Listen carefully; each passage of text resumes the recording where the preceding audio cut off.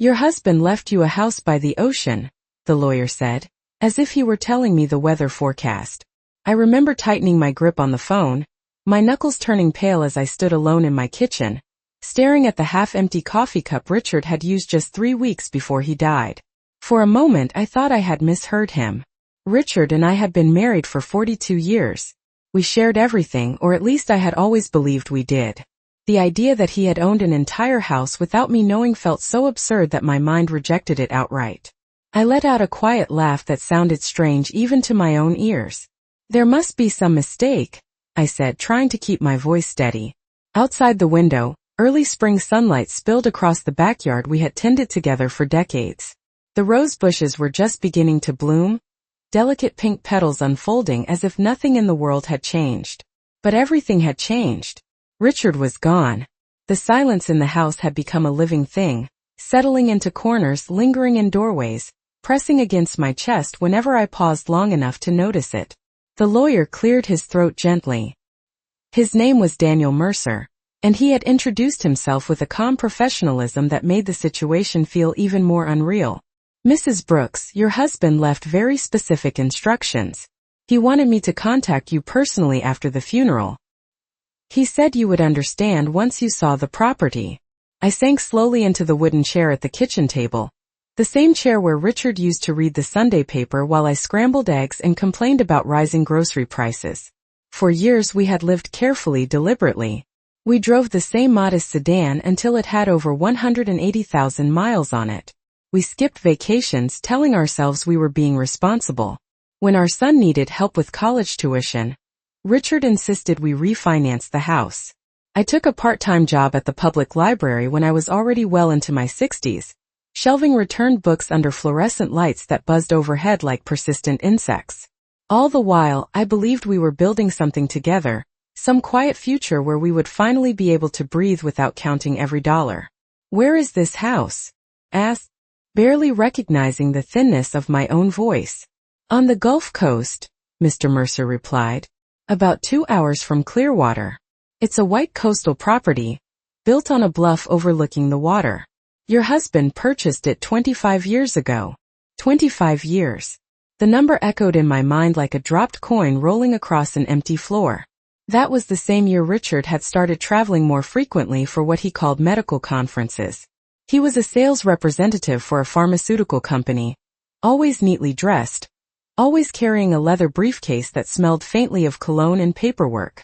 I remembered the nights he would come home late, his smile tired but reassuring, telling me about delayed flights and hotel buffets. I had never questioned him. Trust, I used to believe, was the foundation of any lasting marriage. Without it, you were just two strangers sharing a roof. I glanced toward the hallway where our bedroom door stood slightly ajar. His slippers were still lined up neatly beside the dresser, as if he might return at any moment and slip them on before asking what was for dinner. Grief had a way of freezing time, trapping you between what had been and what could never be again. Why are you telling me this now? I asked. My heart had begun to beat faster, not with anger yet, but with a creeping sense of disorientation, like stepping onto a staircase in the dark and finding the next step wasn't where you expected it to be. Because he insisted, the lawyer said quietly. He left you the key. He also left a letter. He asked that you read it inside the house. I closed my eyes and let his words settle over me. Somewhere far away, I could hear the faint hum of traffic from the main road, the ordinary rhythm of a world that had no idea my life was being rearranged by a single phone call. For the first time since Richard's death, something stirred beneath the heavy blanket of sorrow. Not quite anger, not quite fear. Something sharper. Something that felt almost like awakening. I stood up slowly, my legs unsteady but determined. If there was a house by the ocean, a secret life hidden between bank statements and business trips, then I needed to see it with my own eyes. Because whatever Richard had taken to his grave, he had also left behind a door. And for reasons I didn't yet understand, he wanted me to be the one to open it. I did not sleep much that night after the lawyer called. The house felt unfamiliar, as if the walls themselves had begun to hold their breath, waiting for me to understand something I had not yet grasped. I moved from room to room with slow, deliberate steps, touching the backs of chairs, the edges of picture frames, the smooth, cool surface of the kitchen counter. Everywhere I looked there were traces of Richard. His handwriting on old grocery lists. The navy blue jacket he insisted was still perfectly good despite the fraying cuffs.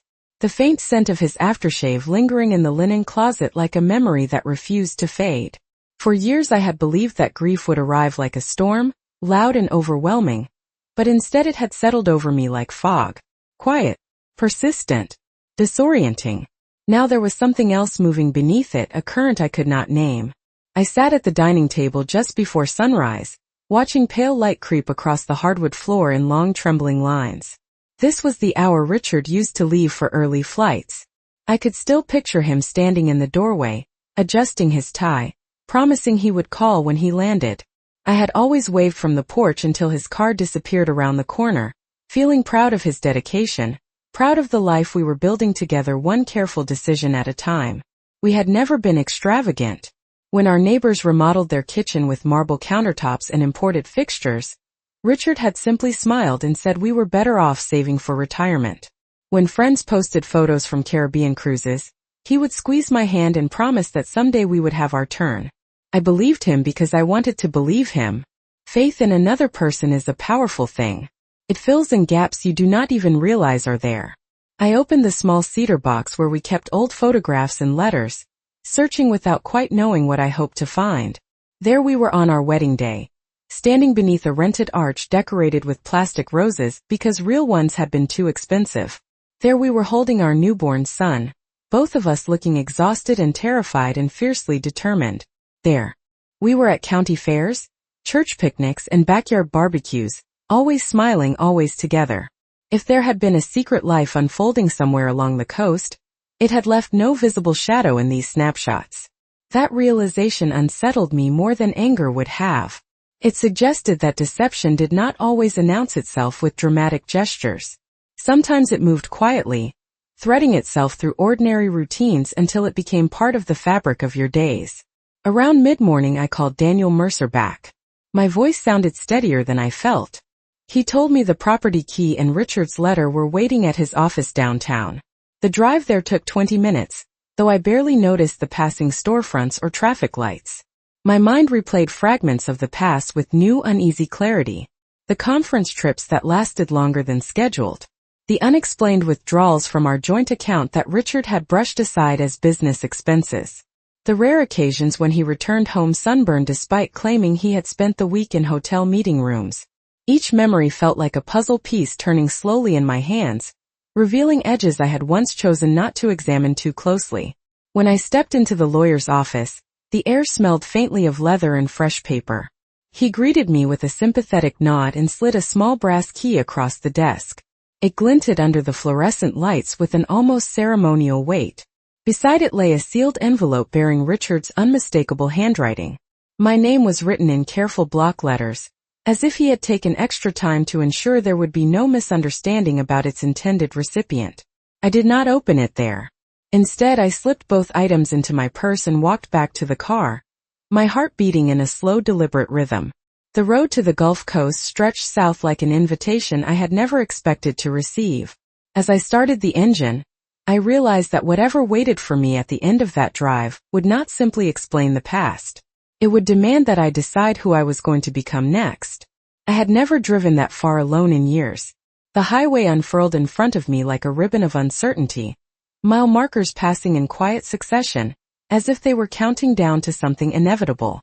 The sky was wide and pale blue, the kind of sky Richard used to point at through the windshield when we were younger, telling me that open roads meant open possibilities. I kept both hands firmly on the steering wheel, my shoulders tense despite the gentle hum of the engine.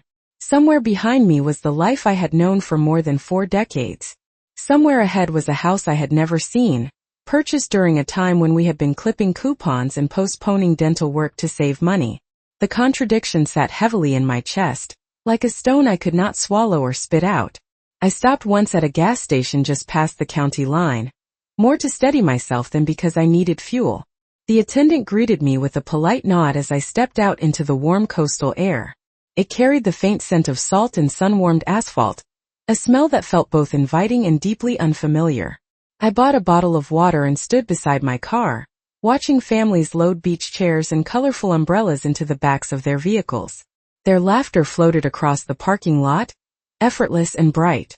For a moment I wondered if Richard had stood in a place like this 25 years ago, holding the same key now resting at the bottom of my purse, feeling the same ocean breeze brush against his face.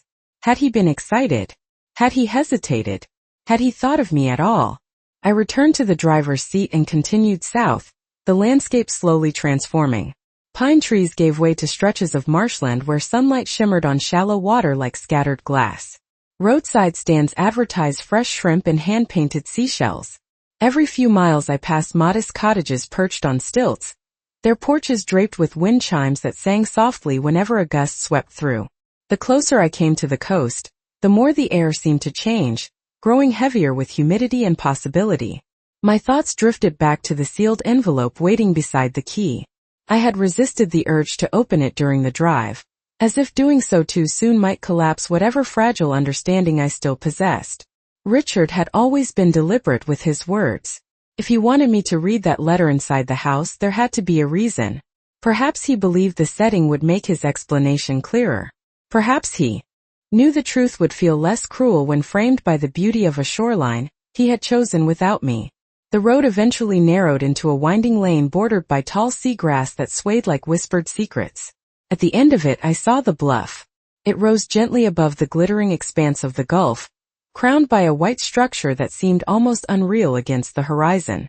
The house stood with quiet confidence, its wide windows reflecting the late afternoon sun, its wraparound porch stretching toward the water as if reaching for something just beyond sight. I pulled into the gravel driveway and turned off the engine, the sudden silence so complete it rang in my ears. For several seconds I did not move. My reflection stared back at me from the rearview mirror, silver hair caught in the golden light, blue eyes shadowed by years of loyalty I had never thought to question. This was the place Richard had kept separate from our shared life, the place where time must have unfolded differently for him, while I balanced checkbooks and packed his suitcases.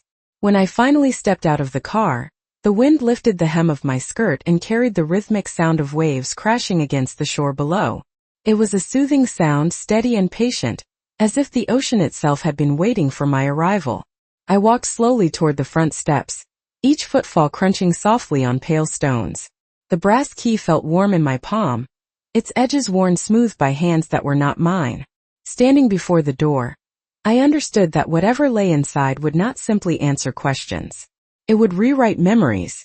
It would force me to look back on every year of my marriage through a new and unsteady lens.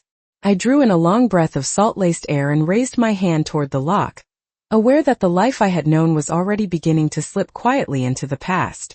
The key turned with a soft metallic click that seemed far too small to carry the weight of what it meant.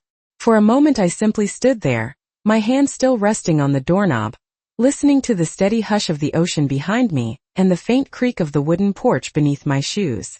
Then I pushed the door open and stepped inside. A life I had never been invited to share. Sunlight poured through wide glass windows, illuminating polished floors the color of pale honey. The air smelled faintly of lemon and sea salt, as if someone had recently aired out the rooms in quiet preparation for my arrival. I felt a strange hesitation in my chest, the sensation of being both a guest and an intruder at the same time. This house was mine now, according to the lawyer, yet every detail seemed to whisper that it had once belonged to someone else's story. A white linen sofa faced the water, its cushions perfectly arranged, untouched by the wear that comes from everyday living. A stack of travel magazines lay neatly on a side table, their glossy covers featuring destinations Richard had always claimed were too expensive for us to consider. I walked slowly across the living room, trailing my fingertips along smooth surfaces, as if they might reveal the truth through texture alone. On the far wall hung a large framed photograph of the shoreline at sunset, the horizon painted in soft shades of gold and violet. I had never seen it before. How many evenings had he stood in this very room watching that same light fade while I reheated leftovers and wondered why his flights were delayed? The thought did not bring anger at first. It brought a hollow kind of amazement, the realization that a person you love can contain entire worlds you never suspect exist. I set my purse down on the kitchen counter and finally took out the envelope. My name stared back at me in his familiar handwriting, steady and careful, The script of a man who had always believed in planning ahead. For several seconds I only looked at it, feeling the distant rumble of waves beneath the quiet ticking of a wall clock. Opening it felt like crossing a line that could never be uncrossed. But I had not driven 200 miles to remain on the threshold of understanding. I slid my finger beneath the seal and unfolded the single sheet inside. His words were brief. He thanked me for the life we had built, for the years of patience and sacrifice. He wrote that the house had been purchased during a time when he feared losing everything, when business uncertainties had made him feel the need for a separate refuge. He insisted there had been no other woman, no hidden family, only a private place where he could sit with his worries and pretend, for a few hours, that he was a different man. I read the sentences again and again, searching for signs of the husband I thought I knew. Perhaps he had believed secrecy was protection. Perhaps he had underestimated the loneliness it would leave behind. I folded the letter carefully and set it beside the key, then continued exploring the rooms. In the bedroom, crisp cotton sheets covered a bed positioned to face the windows, offering an uninterrupted view of the restless sea. A cedar wardrobe held neatly pressed shirts that still carried the faint scent of his cologne. On the nightstand rested a pair of reading glasses identical to the ones he had left behind at home, as if he had lived in two parallel realities without ever allowing them to collide. I moved out onto the porch as the sun began its slow descent toward the horizon. The wind tugged gently at my hair, and for the first time since his death I felt something close to clarity. This house was not only a secret. It was a question he had left for me to answer. What do you do with a truth that arrives too late to confront the person who kept it from you? I lowered myself into a weathered rocking chair and listened to the rhythm of the waves, aware that the choices I made here would shape the rest of my life in ways neither of us had fully imagined. I remained on the porch until the last streaks of orange light disappeared beyond the water, and the sky turned a deep quiet blue. The rocking chair creaked softly beneath me, its rhythm matching the steady pull of the tide. In the distance, a small fishing boat moved like a shadow across the horizon, its single white light flickering against the darkening sea. For the first time since unlocking the door, I allowed myself to think not only about what Richard had hidden, but about what he had chosen to reveal. The letter had been careful, almost clinical in its explanation, yet there was an undercurrent of vulnerability that I had rarely seen in him when he was alive. He had always been the man with answers, the one who carried responsibility like a well-tailored suit. Sitting there in the gathering dusk, I wondered if this house had been his attempt to step outside that role, to become someone who did not have to justify every decision or worry about every bill. The realization did not erase the hurt, complicated it. I rose slowly and went back inside, turning on a single lamp that cast a warm circle of light across the living room. Shadows stretched along the walls, soft and uncertain, as if the house itself was adjusting to my presence.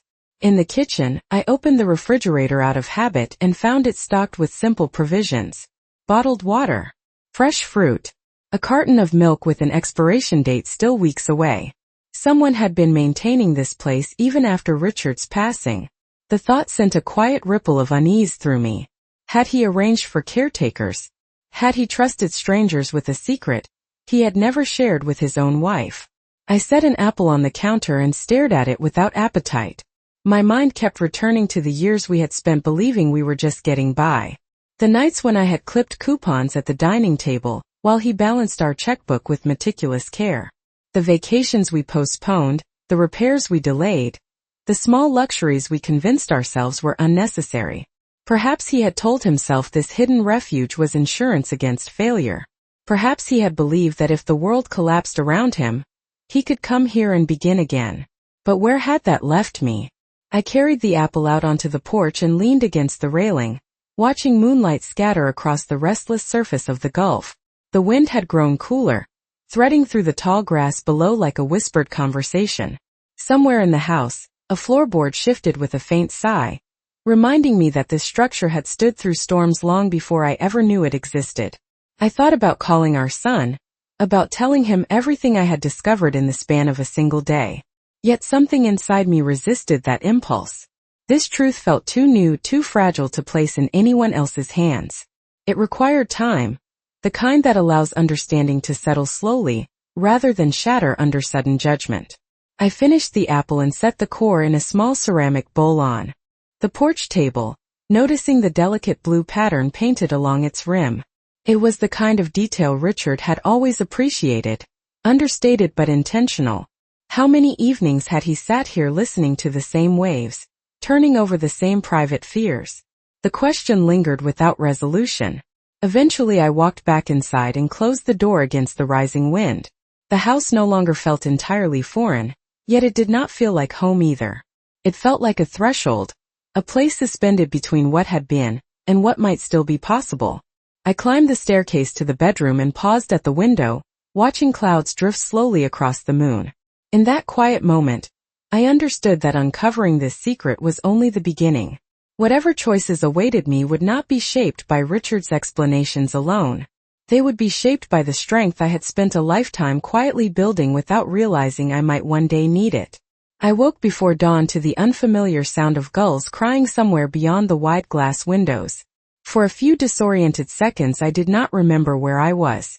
The ceiling above me was painted a soft coastal white instead of the pale beige I had stared at for years back home. The mattress beneath my body felt firmer, newer, untouched by the slow indentations that form when two people share the same place night after night. Then memory returned in a quiet rush. The drive, the key, the letter, the truth that had been waiting patiently for decades. I sat up slowly, pulling the lightweight blanket around my shoulders as a faint gray light began to spread across the horizon. The ocean was already awake, rolling in steady deliberate breaths that filled the room with a low calming rhythm. It struck me then how different grief could feel depending on where you stood. In our house inland, it had been suffocating. Here it felt like an open question. I walked downstairs and stepped outside barefoot, the wooden boards of the porch cool beneath my feet. The air carried the crisp scent of salt and something green and wild. I leaned against the railing and watched the first thin line of sunlight appear at the edge of the water. Richard had seen this view hundreds of times. He had watched mornings unfold without me, gathered strength or perhaps escaped responsibilities I never knew he was carrying. I wondered if he had ever imagined that one day, I would stand in the same place trying to understand the shape of his silence. Back inside, I decided to explore more carefully. The house revealed itself in layers the longer I stayed. In a hallway closet I found neatly labeled storage bins containing receipts, maintenance records, even old property tax statements dating back more than 2 decades. He had organized everything with the same meticulous precision he brought to balancing our household budget. Yet there was something almost apologetic about the way it was arranged, as if he had prepared evidence in advance for a conversation he never quite found the courage to have. I carried one of the folders to the kitchen table and began reading. Numbers and dates told a story that ran parallel to the life I remembered. Payments made during years when we had postponed replacing our leaking roof. Renovations completed during seasons when I had worn the same winter coat, because we could not justify buying a new one. Each line of ink felt like a quiet confession. It was not extravagance that unsettled me most. It was the realization that he had built this refuge not in spite of our shared struggles, but alongside them. The thought shifted something inside me, moving my hurt from sharp disbelief toward a more complicated understanding. Late in the morning there was a knock at the door that startled me so completely I nearly dropped the folder. A middle-aged woman stood on the porch holding a small wicker basket filled with fresh bread and oranges. She introduced herself as Mary Ann, the caretaker Richard had hired years ago to check on the property whenever he was away. Her expression softened when she heard my name. She told me he had spoken of me often, always with respect, always with a hint of regret she had not fully understood at the time. They had never been close, she assured me gently. Their conversations had been practical, focused on repairs and deliveries. Yet she remembered how he would linger on the porch after each visit, staring at the water as if searching for answers beyond the horizon. I thanked her and accepted the basket, feeling the final pieces of uncertainty settle into place. Whatever secrets he had kept here were not about another life waiting to replace me. They were about fear, about pride, about a man who believed he had to solve every problem alone. When Marian left, I carried the bread outside and sat once more in the rocking chair. The sun was high now, casting bright reflections across the restless gulf. For the first time since learning about the house, I felt something like steadiness return to my chest. This place was no longer only a symbol of deception. It was also a reminder that even long marriages can contain hidden rooms of vulnerability. I tore off a piece of warm bread and tasted its simple sweetness, aware that understanding does not arrive all at once. It builds quietly like the tide, reshaping the shoreline of your life one patient wave at a time. I stayed at the house longer than I had planned.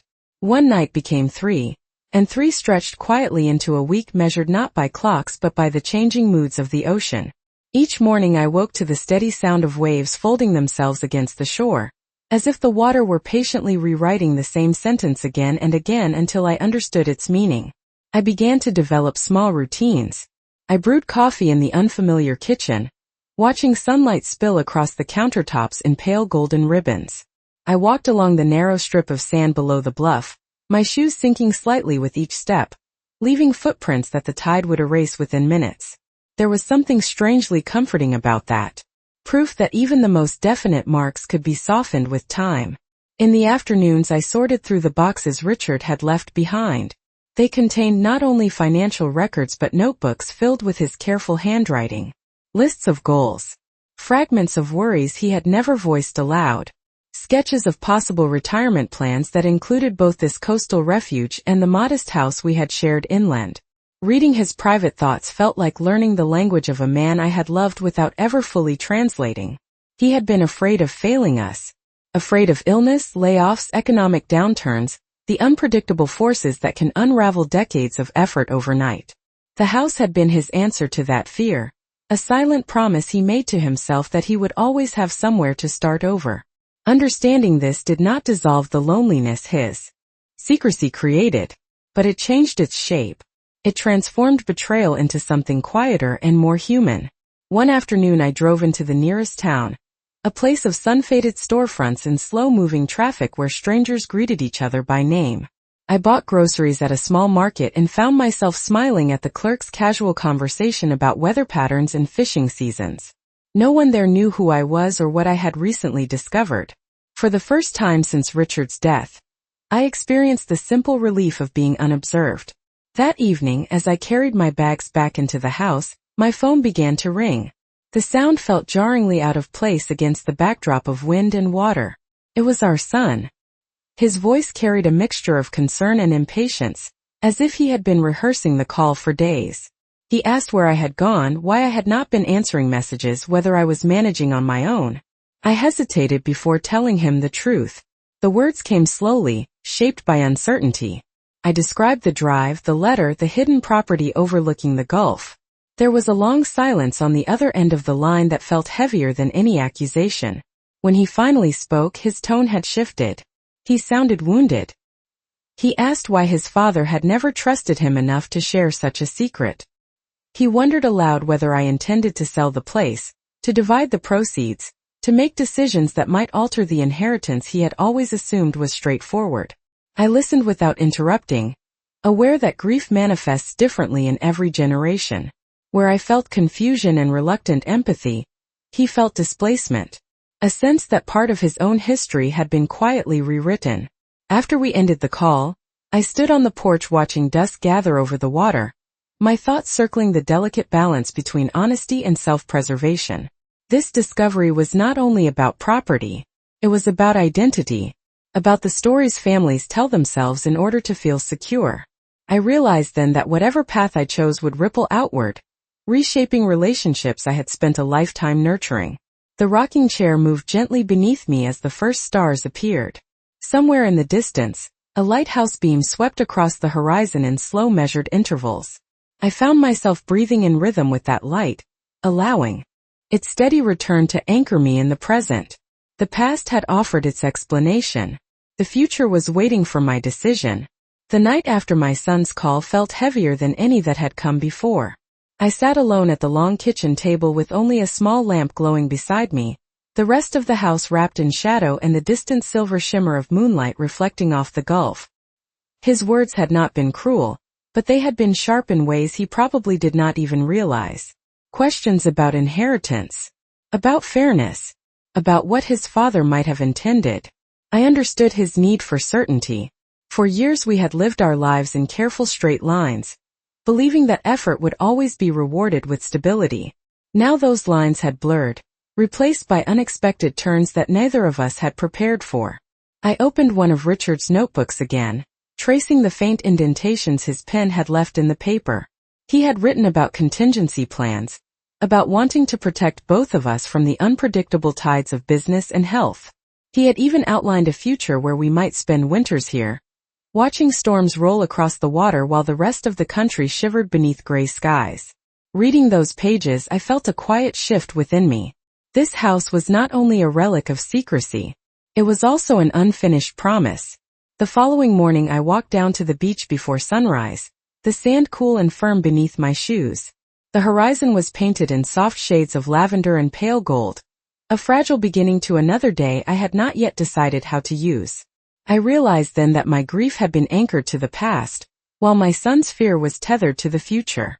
Somewhere between those 2 points was the present moment waiting for me to claim it. When I returned to the house, I made a pot of coffee and sat on the porch with Richard's letter folded neatly in my lap. The wind carried the scent of salt and distant rain, and I felt an unexpected clarity settle over my thoughts. For decades I had defined myself through roles that left little room for personal ambition. Wife, mother, careful steward of a shared budget. This discovery had disrupted that identity, but it had also offered something rare at my age. Choice. I called Daniel Mercer again and asked him to meet me later that week. His voice remained calm and professional, yet I sensed a note of curiosity when I explained that I wanted to discuss long-term options for the property. After ending the call, I took a slow walk through each room, committing details to memory. The way sunlight gathered in the corners during late morning, the gentle creak of the staircase beneath my weight, the endless shifting colors of the sea visible from nearly every window. I imagined our son visiting one day, standing where I stood now, perhaps finding his own understanding in the quiet rhythm of waves. That possibility softened the tension I had been carrying since our conversation. In the afternoon, Marianne returned briefly with fresh flowers from her garden. We spoke about small things, weather patterns, the local seafood festival scheduled for the following month. Her presence reminded me that life continues even when private worlds collapse and rebuild themselves. After she left, I arranged the flowers in a glass vase and set them on the dining table, noticing how their bright colors transformed the atmosphere of the room. It occurred to me that spaces like relationships respond to intention. You can leave them frozen in memory, or you can reshape them with new experiences. As evening approached, I sat once more in the rocking chair and watched the sun descend toward the water, feeling the slow, steady confidence of a decision forming within me. This house had been born from Richard's fear, but it did not have to remain defined by it. What I chose to do next would determine whether it became a monument to secrecy or a bridge toward something more honest and expansive. The tide continued its patient rise and fall, unconcerned with human hesitation. Listening to its rhythm, I understood that waiting too long would only allow uncertainty to claim more ground than it deserved. I met Daniel Mercer 2 days later in a quiet office overlooking the same stretch of restless water that had begun to feel strangely familiar to me. He listened carefully as I explained what the past week had revealed, not only about Richard's hidden decisions, but about my own changing understanding of what security truly meant. For decades I had believed safety was something you built together through sacrifice and careful planning. Now I saw that it could also be something you claimed for yourself when circumstances forced you to stand alone. Daniel outlined the practical options in his steady, measured voice. I could sell the property and fold its value into the estate. I could transfer partial ownership to our son. I could keep it as a private retreat. Each possibility carried its own consequences, its own quiet ripple through the future of our family. I thanked him and asked for time. That afternoon I walked the length of the bluff again, the wind stronger than before, pushing at my shoulders as if urging me forward. The sea was darker under gathering clouds, its surface textured with small impatient waves. I thought about the years I had spent waiting for permission to change my life, waiting for the right moment, waiting for circumstances to align in ways that would make transformation feel safe instead of reckless. Richard had waited too. He had built a refuge without ever trusting himself to live fully within it. The realization struck me with surprising clarity. Secrets are not only about what you hide from others, they are also about what you hide from your own potential. That evening I called our son and asked him to drive down the following weekend. His hesitation was audible even through the brief silence that followed my invitation, yet he agreed. When he arrived, we stood side by side on the porch watching the sun slip toward the horizon, its light softening the sharp edges of our recent conversations. I showed him the notebooks, the receipts, the careful plans his father had left behind. At first he reacted with disbelief, then with a quiet sadness that mirrored my own earlier confusion. Together we walked through the rooms, letting the steady rhythm of the waves fill the spaces where words felt inadequate. In that shared silence, something shifted between us. We began to understand that inheritance is not only about property. It is also about the emotional landscapes we pass down without realizing it. Fear, hope, the courage to begin again. On his last morning before returning home, we sat at the kitchen table drinking coffee while sunlight streamed through the wide windows. I told him my decision. I would keep the house, not as a monument to secrecy or regret, but as a place where new memories could grow. Without the weight of unfinished explanations, I invited him to visit whenever he wished, to bring his own family someday, to allow this unexpected legacy to become a source of connection rather than division. He studied my face for a long moment, searching perhaps for the mother he had always known. Then he nodded slowly, acceptance softening the tension in his shoulders. After he left, the house felt different again. Less like a question and more like an answer still unfolding. I carried a folding chair down to the edge of the bluff and sat watching the endless motion of the Gulf. The sky was bright and clear. The horizon stretching so far it seemed to promise possibilities beyond any plan Richard or I had ever imagined. I realized that love, even when flawed by silence, leaves behind opportunities for growth. What we do with those opportunities determines whether loss becomes an anchor or a doorway. As the tide continued its patient rise and fall, I allowed myself a quiet smile, aware that for the first time in many years I was not simply surviving the future. I was choosing it.